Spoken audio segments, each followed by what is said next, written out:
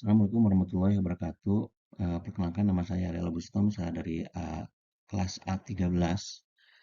Di sini saya akan menyampaikan tentang materi yang disampaikan oleh dosen matkul pengamatan teknologi informasi, yaitu Ibu Husnul Khotimah, tentang bagaimana memahami pengenalan pengenalan sistem manajemen pembelajaran.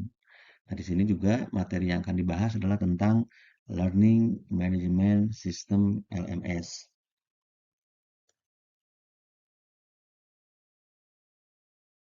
Dalam teknologi pendukung e-learning, yang pertama ada persiapan atau kita sebut dengan input, dan yang kedua ada delivery, dan evaluasi atau output yang akan menjaring juga ke persiapan inputnya juga. Di persiapan input ini adalah pembuatan kerja yang dimana kita harus membuat materi Office application, contohnya dari PPT dan lain-lain tuh macam-macam banyak animasi, flash dan lainnya juga, handycam atau video editor, voice recorder atau voice editor seperti sekarang yang kita bahas di menggunakan PPT dengan menggunakan voice video editor dengan menggunakan PPT gitu kan. Nah, di mana learning ini dalam persiapan ini juga kita harus eh, bagaimana cara menyiapkan input dan outputnya gitu kan ya dalam sebuah pembelajaran teknologi pendukung learning tersebut. Yang kedua dalam pembelajaran yaitu dalam delivery yaitu menggunakan eh, video conferencing itu di situ ada email chatting, search engine dan LMS video conference. Nah, video conference itu adalah teknologi di mana memungkinkan komunikasi dan interaksi atau real time di mana memfasilitasi kuliah online atau kita diskusi kelompok dan pertemuan virtual. Dan di mana kita juga mengevaluasi atau outputnya seperti apa. Ya, Bapak Ibu semuanya, kita juga kita ketika teknologi pendukung learning ini ada persiapan pembelajaran dan evaluasi atau output yang kita hasilkan. Karena di dalam pendukung learning ini itu juga kita harus mendukung dalam yang tadi tiga itu persiapan pembelajaran dan evaluasi ini dapat meningkatkan efisiensi dan interaktivitas dan aksesibilitas dalam mengelola proses pembelajaran secara online. Bentuk-bentuk komunikasi sebagai implikasi teknologi e-learning. Di sini ada same time, ada different time, ada same place, ada different place. Nah, di mana same time ini eh, kita kita sebut itu adalah waktu yang sama dan waktu yang berbeda dan ada different time dan tempat yang sama dan ada tempat yang berbeda. Di mana sometimes kita ada sinkronus, asinkronus, sometimes itu classroom.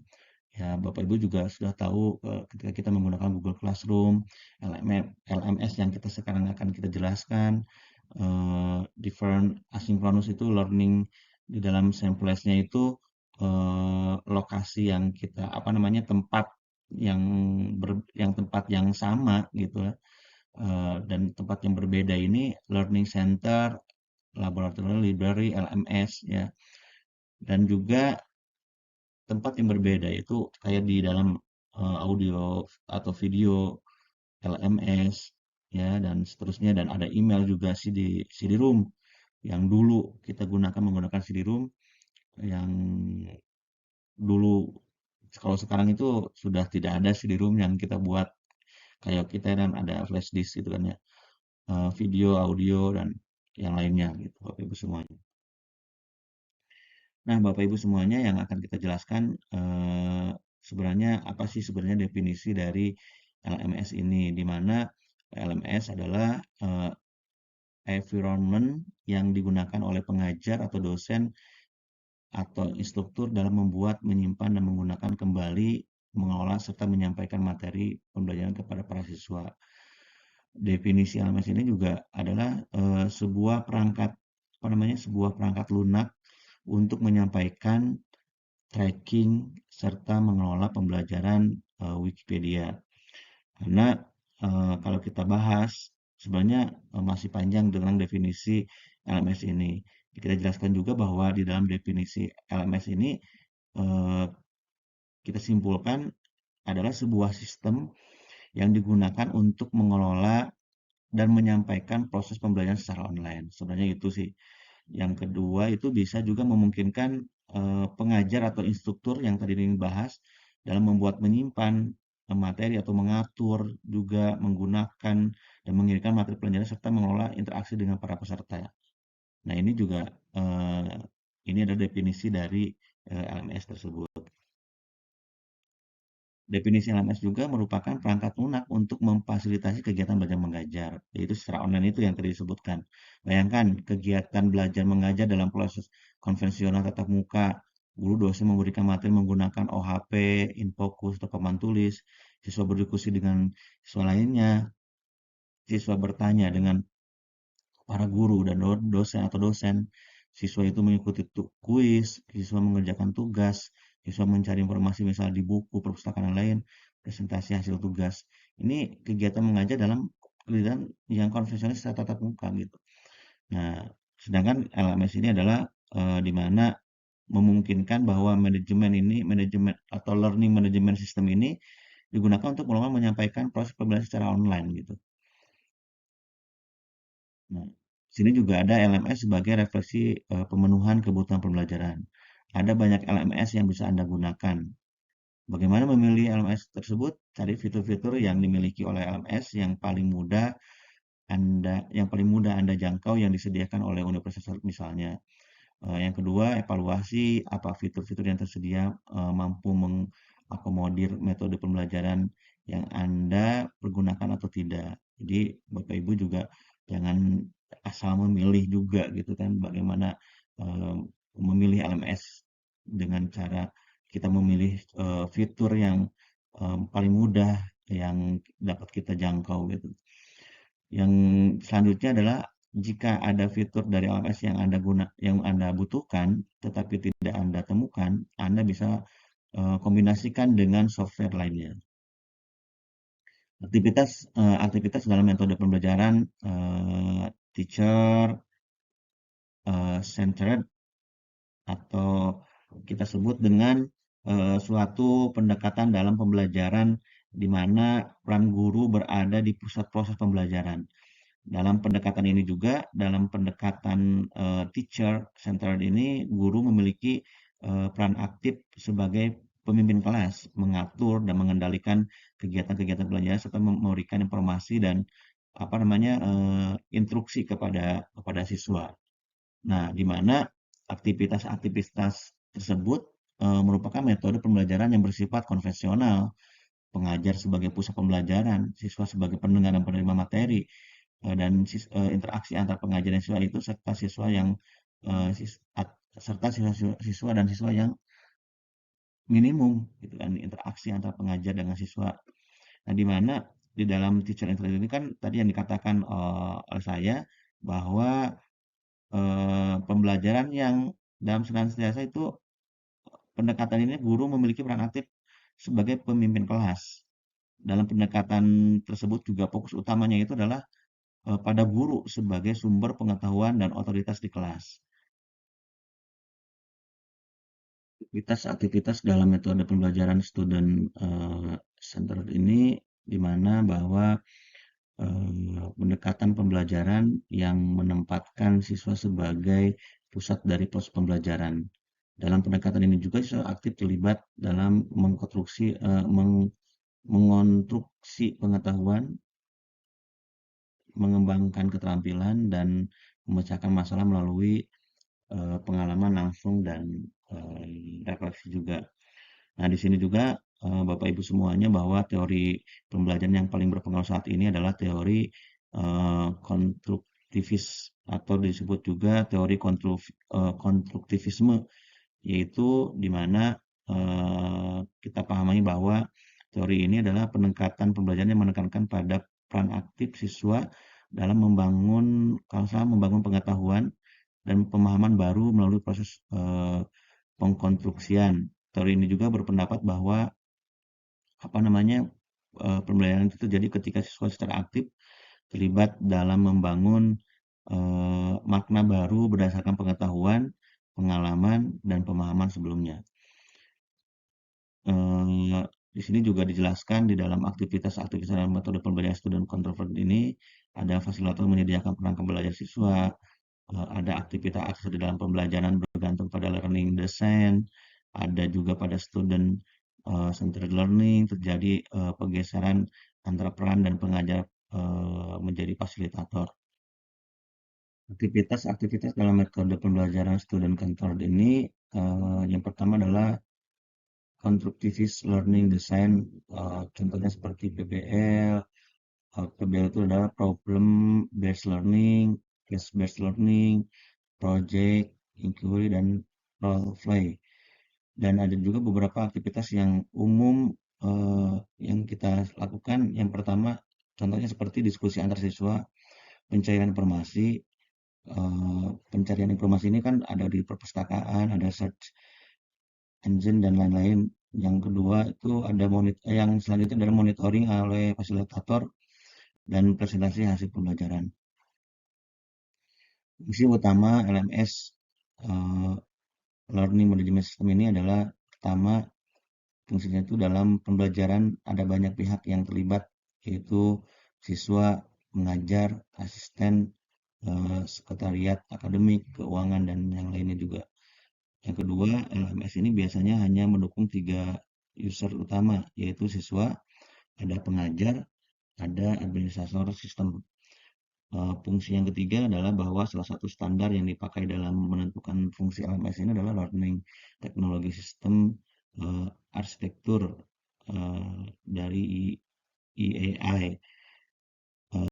Yang ketiga adalah yang selanjutnya adalah LTSA adalah arsitektur yang menggunakan atau menggambarkan rancangan sistem level tinggi yang bersama lainnya yang merupakan hasil penelitian yang dilakukan oleh divisi EduTool. Fungsi utama LMS yang kedua yaitu sebagai komponen sistem LTSA, di mana proses yang meliputi entitas siswa, mengevaluasi, pelatih, dan pengiriman. Proses dideskripsikan dengan batasan input, proses, fungsionalitas, dan output. Dalam komponen sistem LTSA juga adalah penyimpanan data yang meliputi raport siswa dan sumber daya pembelajaran. Penyimpanan data yang mendeskripsikan dengan tipe dari informasi yang disimpan dan dengan metode search, retrieval, dan update. Yang ketiga, aliran data yang meliputi perilaku, penilaian, informasi siswa, info katalog, lokator, materi pembelajaran, multimedia, dan yang lainnya. Terutama data ini dideskripsikan dengan konektivitas one way, two way, dynamic connection, dan sebagainya, dan tipe informasi yang dialirkannya. Itu adalah fungsi utama LMS yang kedua. Fungsi utama LMS yang ketiga itu di sini ada student management, di mana kita menyediakan fungsi-fungsi terkait dengan pengaturan siswa. Ada ya juga course management, yaitu menyediakan fungsi-fungsi terkait dengan pengaturan mata belajar. Yang ketiga ada skill assessment dan evaluasi, menyediakan fungsi-fungsi untuk proses evaluasi pembelajaran. Selanjutnya ada juga collaboration support atau menyediakan fungsi-fungsi untuk proses kolaborasi sesama siswa maupun antara siswa dan pengajar. Selanjutnya ada juga learner personalization dan tracking system atau kita sebut dengan menyediakan fungsi-fungsi terkait dengan personalisasi pembelajaran siswa. Dan yang terakhir adalah registration and administration, menyediakan fungsi-fungsi terkait dengan proses registrasi dan administrasi akademik lainnya. Contoh fitur-fitur beberapa LMS, Bapak Ibu semuanya juga pasti ada yang mengenal dan ada juga yang belum mengenal fitur-fitur tersebut. Ada Angel 6.2, ada Web City, Blackboard Academic Suite, eh, ada model 15.2, Sakai dan Tutor 1.5. Nah, contoh-contoh fitur beberapa LMS yang kedua itu, yang tadi yang pertama contoh-contoh fitur di beberapa LMS yang pertama juga tadi ada Angel 6.2, yang sekarang contoh fitur beberapa LMS yang kedua. Itu di situ ada eh, Learner tool-nya, communication tool, productivity tool, dan student eh, tool, di mana Bapak Ibu bisa melihat gambar tersebut bisa terlihat di mana contoh-contoh fitur beberapa LMS di kedua. Yang ketiga, contoh fitur beberapa LMS yang ketiga, support tool-nya ada administration tool, course delivery tool, ada curriculum design. Nah, bedanya yang tadi Bapak Ibu sudah terlihat dalam fitur yang LMS yang pertama, yang kedua, dan yang ketiga, di mana eh, beberapa support tool itu berbeda gitu kan. Kalau di fitur LMS yang kedua itu ada komunikasi tool-nya itu ada diskusi forum, ada file eh, dan ada internal email, ada apalagi video video service, ada whiteboard. Kalau di fitur LMS yang ketiga itu ada kurikulum desain ya. Contohnya course template, kurikulum manajemen juga dan selanjutnya.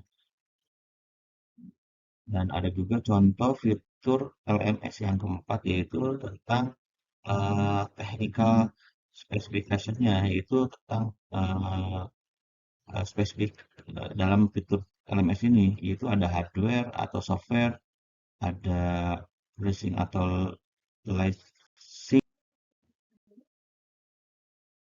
Kita dapat menyimpulkan bahwa LMS merupakan perangkat lunak yang memfasilitasi proses pembelajaran yang digunakan untuk mengelola proses pembelajaran secara online.